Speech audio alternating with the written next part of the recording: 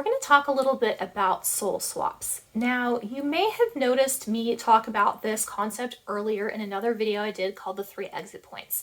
This is kind of like a subsection of that video, so if you haven't watched it yet, please go back and do so. But I wanted to break this out into a separate section for you because I thought putting it in with everything else might be a little too overwhelming.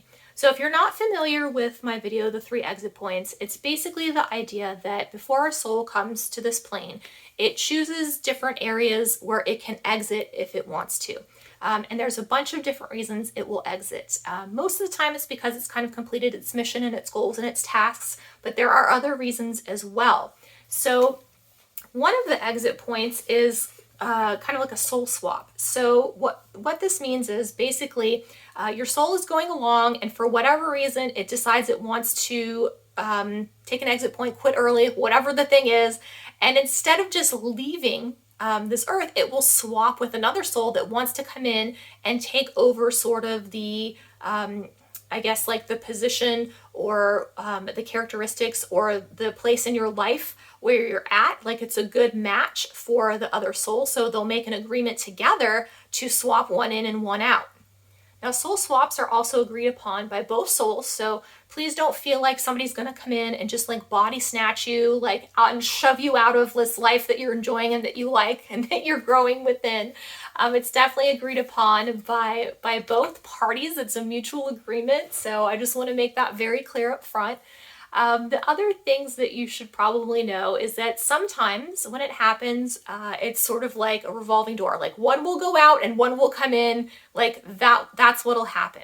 And other times both souls might remain in the same body at the same time, sort of like a transitional period. Like if you were, it's kind of like in real life, if you're going from one job to another, you might be training the person who's going to take your job over for a couple of weeks before you jump ship and before they take over. So soul swaps can work that way as well.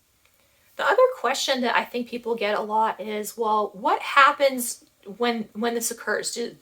Are you still sort of the same? Does your personality change? Like, how does that work? Because no two souls are the same, right? The goals, the missions, things like that. Now, I've heard a couple different concepts on this, so I guess it really depends up to you what you want to believe. Some people feel like they are just a little bit off, maybe, and something has changed, but they can't put their finger on it. But for the most part, a lot of things about them are generally the same with maybe some minor changes, right? Personality wise. Some people say that the personality of the person is completely different, and some of the signs that you might see of a soul swap are maybe somebody quits their job, breaks up with their boyfriend, distances themselves from their family, really just maybe changes their appearance or their style of clothes, maybe even their speech pattern, right?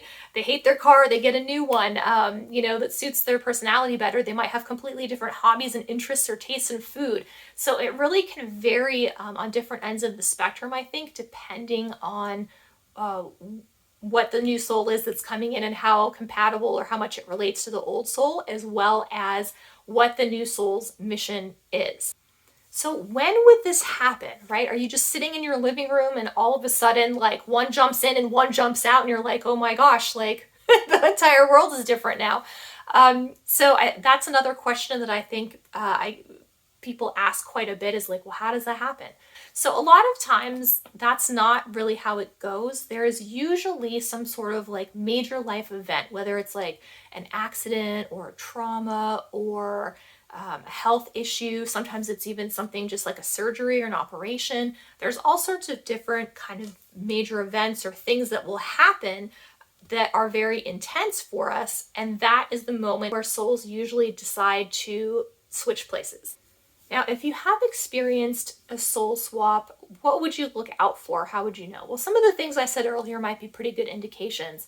Now, if it's not massively obvious to you, which sometimes it's not, I ran into a girl once and I worked with her. She was very nice, but she kind of, but this was before I knew about this concept. And later I remember, I was like, oh my gosh, I think that might be what happened to her.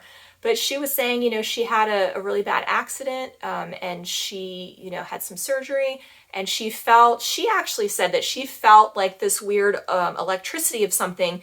And then she felt like all of a sudden she was just very different. And so I think she may have actually felt the soul swap. Now, is that common? I really don't know.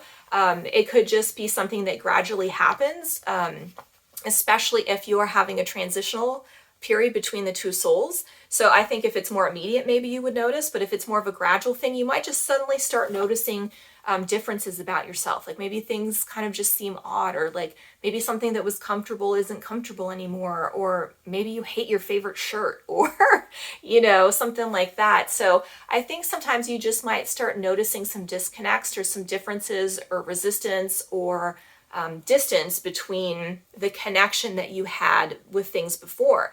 And this is basically just because that soul is different. So it's going to connect to things differently. Its soul mission or plan may be similar to what you were doing before, but it might be completely different. And so you might be noticing some really weird things happening. So because of the new mission and the new plan and the new goals that it needs to accomplish. So I think these are just some things to kind of be aware of if this maybe sounds like something that's happened to you, or it feels familiar, or maybe you know somebody who's experiencing something and they're like, I just feel like something's wrong and I can't put my finger on it. And this seems really strange that I was this way before and now I'm this way. Or they may even just be experiencing some things where they don't quite feel like themselves, and it's not normal kind of rational explanations for things that might be happening. So I hope this video was helpful. I hope it was a good part 2 to the exit points. I just think that is so interesting to me. And I hope that it was interesting for you as well. So if you have any questions or you have an experience you'd like to share, please drop a line in the comments. Otherwise, thank you guys so much for watching and have an absolutely beautiful day.